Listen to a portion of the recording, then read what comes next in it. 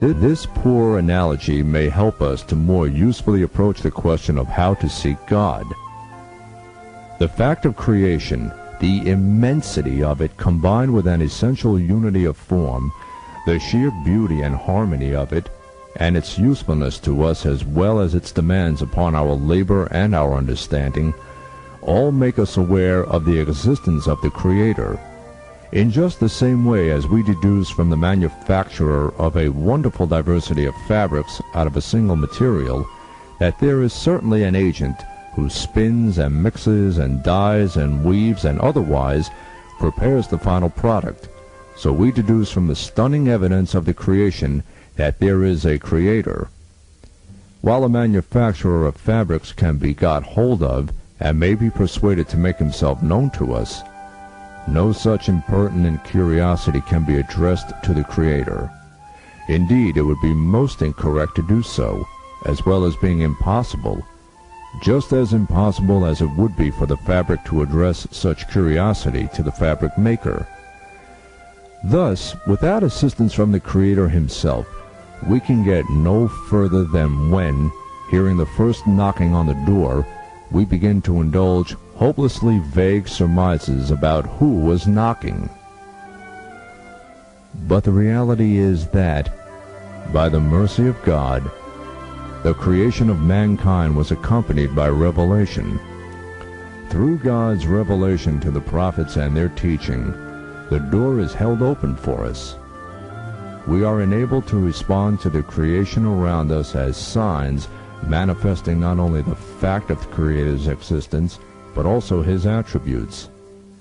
Through the prophets, we learn to contemplate His attributes and to call them the One, the All-Merciful, the All-Compassionate, the All-Knowing, the All-Powerful, and so on.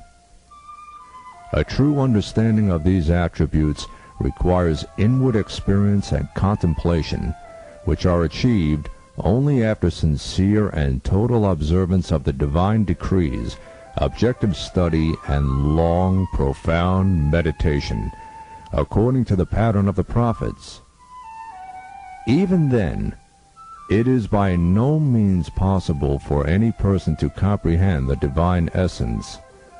That is why it is said, His names are known, His attributes are comprehended, and His essence exists. In the words of Abu Bakr as-Sadiq, may God be pleased with him, to comprehend His essence means to confess that His essence cannot be comprehended. What falls to us is to remain committed to our covenant with God and to beseech Him in this way. O you who alone are worshipped, it needs no saying that we are unable to attain to true knowledge of you. Yet we believe that you are indeed nearer to us than our neck veins. We feel your existence and nearness in the depths of our hearts through the universe which you have created and opened to us like a book, and through the wonderful harmony of form between the least and the largest of what you have brought into being. We come to perceive that we are integrated into the whole realm of your theophanies, and by that perception our souls are rested and consoled, and our hearts find serenity.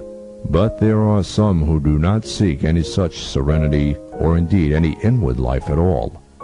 They are of a mechanical turn of mind, and readily fall into a mechanical kind of sophistry which entraps and paralyzes their reason. They ask, given that God created everything, who created God? When I first heard this question, I straightway confessed again, and Muhammad is his messenger, for the Prophet, peace be upon him, predicted that this question would be raised. Indeed, he predicted a great many future events of importance. All have come true and will continue to do as time unfolds. On one occasion he said, "A day will certainly come when some people will sit with their legs crossed and ask, given that God created everything, who created God? Of course, those who put such questions are atheists or inclined to ism and seek to lead others astray also. The purpose of their question is to avoid the responsibility owed by a creature to the Creator, to avoid belief and worship. At best, the question is derived from the observation of cause and effect relationships. Every circumstance can be thought of as an effect and attributed to an antecedent circumstance or cause, which in turn is attributed to some circumstance antecedent to it, and so on. In the first place, it is obvious to anyone who reasons objectively that the notion of cause is only an hypothesis. It has no objective existence.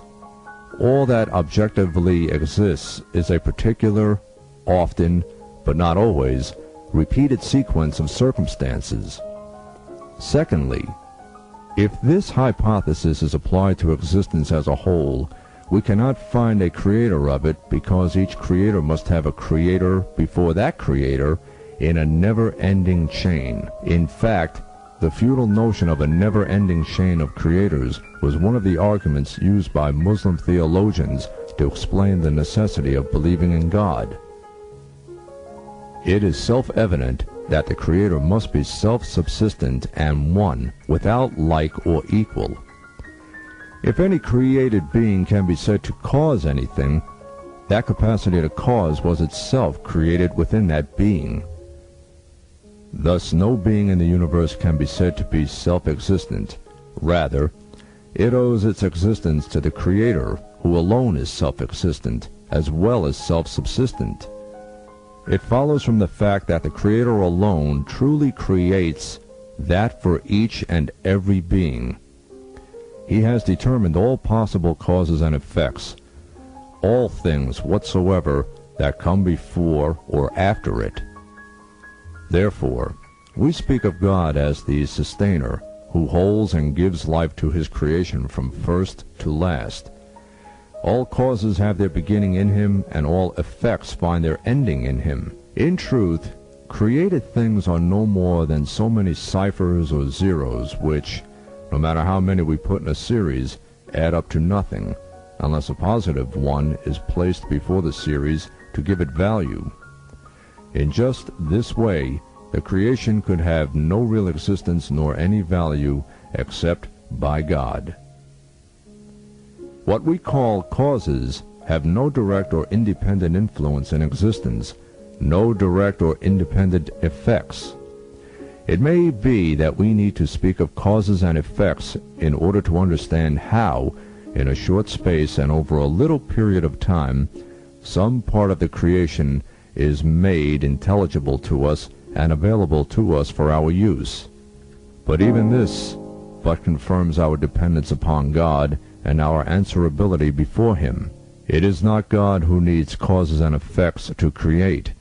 Rather, it is we who need causes and effects to understand what he has created.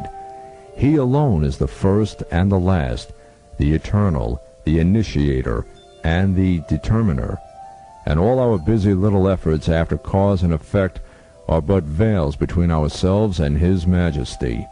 Let's then affirm once more, he, God, is one, God the self-subsistent, eternally besought of all. He neither begets nor was begotten, and nothing whatever is like unto him.